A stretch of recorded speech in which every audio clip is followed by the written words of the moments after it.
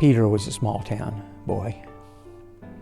He was a Galilean fisherman, a business he learned from his father, who had learned it from his father, who had learned it from his father. He apparently married a hometown girl, and they settled down in the same town that they had both grown up in. He probably didn't travel much until he met Jesus, and really even then, in the vast scheme of things, they covered very little territory. Most of Jesus' ministry took place right around the Sea of Galilee, close to Peter's own hometown. They did travel from to Jerusalem from time to time, but by far the farthest they ever went was to a place called Caesarea Philippi, far to the northern reaches of the tribe of Dan, at the base of Mount Hermon. There, in that place, there were a series of temples that had been erected to the god Pan, the god of the underworld. Why Jesus took his disciples to this particular spot, we can only really guess. But what Peter learned there at Caesarea Philippi forever changed the way he saw himself. And he would later draw on the lessons he learned there as he sought to teach the early church, his own disciples, who they were. Like last week's lesson, today's lesson begins with the word therefore. Last week we talked about how the word therefore connects what has already been said to what the author is getting ready to say. Because of this, then this. Now, in the rearview mirror of today's therefore is the lesson we talked about last week. That we, as followers of Jesus Christ, are called to be imitators of God, and especially to love one another deeply. Therefore, Peter says, what comes next is this. You need to grow in that. You need to grow in that ability to imitate God and that ability to love one another. And he compares his readers to babies who need milk, the nourishment from their mother, to be able to continue to grow into the people that they're supposed to grow up to be. Let the loving imitation of God become your spiritual nourishment, Peter says. And so I think the words that really drive today's lesson forward in the midst of all of the beautiful metaphors and imagery are these: you also. Because those words connect what he is teaching us about Jesus to what he's trying to teach us about himself. As Jesus was, you also. And he begins by talking about Jesus. He calls him the living stone, rejected by men, but chosen by God. And you also, he says.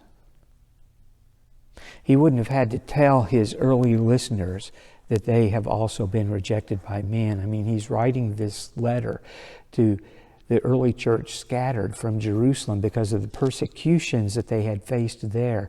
Many people had gone back to their hometowns or left Jerusalem to take up new lives where it would be safer for them to practice their faith. You also, like Jesus, rejected by men, and you also, like Jesus, chosen by God, and you also, like Jesus, are like living stones. There wasn't a lot of wood in the Holy Land in Jesus' time. You may have heard in Sunday school growing up that Jesus' father was a carpenter. And the Greek word that the Bible uses to refer to Joseph's occupation was teknon, which means builder. And so when the Bible got translated into English in the Middle Ages and later, we seized on the word carpenter because, you know, in those days things were built out of wood. That's what you built your barns and your houses out of. But in Jesus' time and in the time of Peter, in the region of Galilee, the most common building material was black basalt, a soft porous stone that was easily shaped and stacked. So Peter was used to watching things being built out of stone. The houses that he and his wife and his mother-in-law all lived in were black basalt, small chambers. So he says to these early disciples, the early Christians, you, like living stones, are being used to build a spiritual house. In the Bible, the word house refers to more than just the four walls and the roof that become home. The word house is also used to refer to the family, the clan, the extended family. You will hear oftentimes people described as being from the house of Jesse, from the house of David, from the house of this king, or from the house of that prophet, or so on. It talks about who you are descended from, but it also talks about who cares for you. To whom do you go with your troubles? Who are your folks? Who is your family? You, like living stones, Peter says, are being built up into a house. The house also in first century Judaism was a term used to refer specifically to the temple. That place where the Jews went with their sacrifices to celebrate their feasts, where their religion was practiced, where they sang, where they heard scriptures taught. In particular, though, it was where they went because that's where the priests were, and the priests received sacrifices and placed them on the altar in order to make atonement with God, in order to celebrate what God has done in their lives. That's where worship took place because that's where the priests were. And Peter says, you, like living stones, are being built into a house, into an edifice, into a family, into a temple, a place of worship. You're being built into a spiritual house to become a holy priesthood offering spiritual sacrifices acceptable to God. Now, this is all beautiful language, and as we take and unpack it and apply it to ourselves, it teaches us so much. But I want you just for a moment to revisit this language through the eyes of the original listeners, because these things, the home, the family, the temple, these were the things they left behind.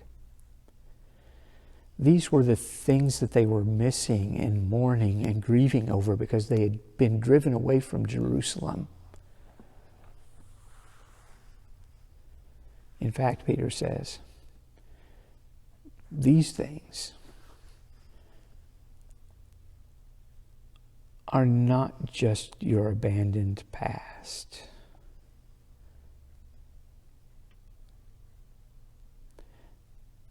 They're who you are becoming now. God is using you like living stones to build a home, to build a family, to build a place of worship. So how does it happen? So Jesus took his disciples to Caesarea Philippi. It was one of their last journeys together before they turned and headed towards Jerusalem for that last Passover, the one in which Jesus would be arrested and crucified. But while he was there, he asked them a couple of questions. The first one, who do people say that I am? He got a variety of answers back from this one, right? As you'd expect, because people are people and everyone's got a theory. And some of the answers were pretty close and some of the answers were a little bit bizarre. Some say you're a teacher. Some say you're a prophet. Some say you might be John the Baptist raised from the dead. And then Jesus' second question, who do you say I am? I've always imagined there was a long, awkward silence there as the disciples thought about that question. Maybe some of them had never really given it that much thought before. The man who finally answered was Simon. Simon said, I believe you're the Messiah, the chosen one of God. And Jesus turned to Simon and said, Simon, you could not possibly have arrived at that conclusion on your own. Only the Holy Spirit could have directed you to that conclusion. And so, Simon, I'm changing your name today. You'll no longer be Simon. From now on, you will be named Peter, the rock. And on this rock I will build my church, and the gates of hell will not prevail against it. See, who Peter believed Jesus was changed who he was.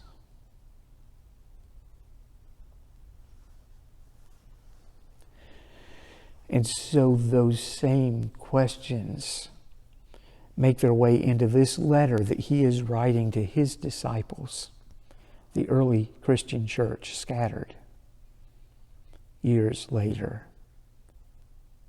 Who do people say Jesus is? Who do you say that Jesus is? Peter says he is a living stone, but it is a stone that is seen and experienced in different ways by different people. For those who believe, like us, Peter says, for we who believe, he's a precious cornerstone. He is the stone that is laid first in this new edifice that we have all become living stones to become a part of. He is set as the foundation. He is set to make sure that the corners are true. He's the beginning of a new work of which we are all a part. But for those who don't believe, the cornerstone is rejected and becomes a stumbling block.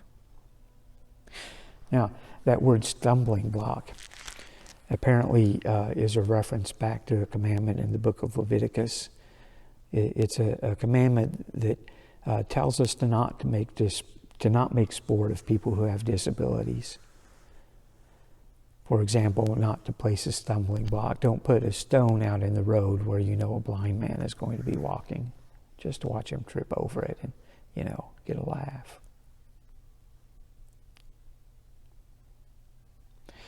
A few years ago, Christmas was coming around and I was wondering what to get Kim for a gift. She had been traveling back and forth to Moorhead from here in Richmond for a little while. And every morning she got up, got dressed, and then she would heave 2 or 3 different book bags up onto her shoulders, one with her computer and one with her papers and one with her books, because she had all of this work that she carried home after school every day, and she carried it all back into the office then the next morning. And so I went online and I found a rolling sort of satchel. And you've probably seen these. They're about the size of a paper box or a small file drawer. It's like a carry-on luggage with a handle that comes up, telescoping handle. But it's all top-loaded, so you can put your folders and all of your stuff in it. And I thought, that's perfect. She can get all of her stuff in it. She can roll it off to work and then bring it home. And she won't have all of those things to heave around on her shoulders every day. So I got it for her for Christmas. She unwrapped it. She was excited to have it. And she rode off to work with it. And then she came home. She pulled out her work. She did her evening work and her grading. And then she put everything back away in that folder, that satchel, and she closed it up for the night. Now, that night, I got up out of bed and headed to the bathroom. And one of the things I hadn't taken into account is that all of those individual book bags laid against the wall in a nice, neat line, this thing stuck out, 12 or 14 inches. And I discovered that in the middle of the night with my big toe. I stubbed my toe on that thing and went headlong, stumbling into the bathroom, caught myself on the sink, uttered a few precious words.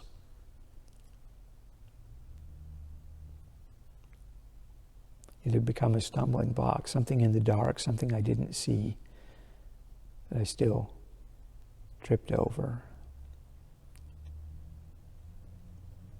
Who do you say that I am?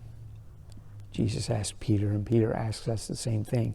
Is Jesus the cornerstone or the stumbling block for you? Do you have your eyes open? Can you see who he is? Or are you still walking in the dark? For some, they stumble. But you who believe, you are a chosen people, a royal priesthood, a holy nation. You are God's special possession, that you might declare the praises of him who has rescued you from darkness into his wonderful light.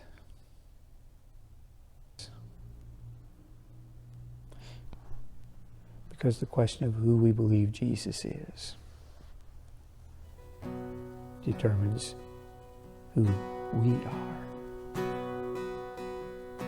In the name of the Father, and the Son, and the Holy Spirit, let God's people say, my hope is built on nothing less than Jesus' blood and righteousness.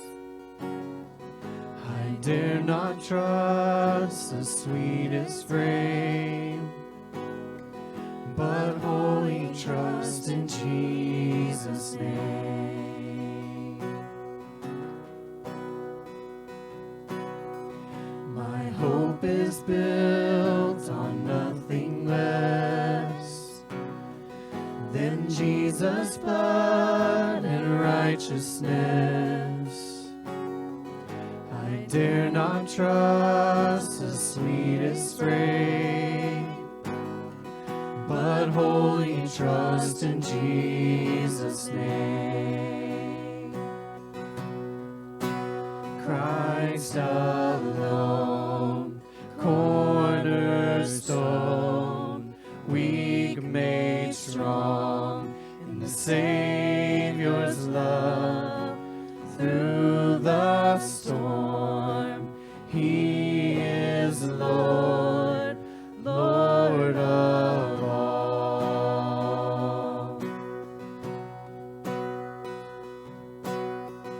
When darkness seems to hide his face, I rest on his unchanging grace. In every high and stormy gale, my anchor holds within the veil. My anchor holds within the veil. Christ alone, cornerstone, weak made strong in the Savior's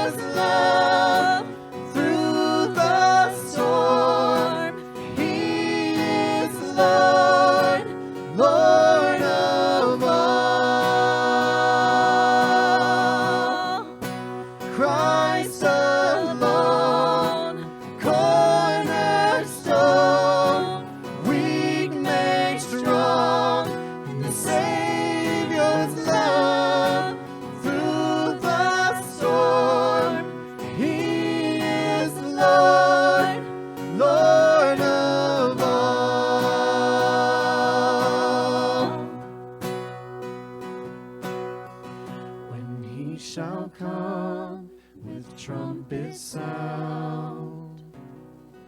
Oh, may I then in him be found, dressed in his righteousness alone, faultless to stand before the throne. Christ alone, cornerstone, weak made strong in the Savior's love. Through the storm, he is Lord, Lord.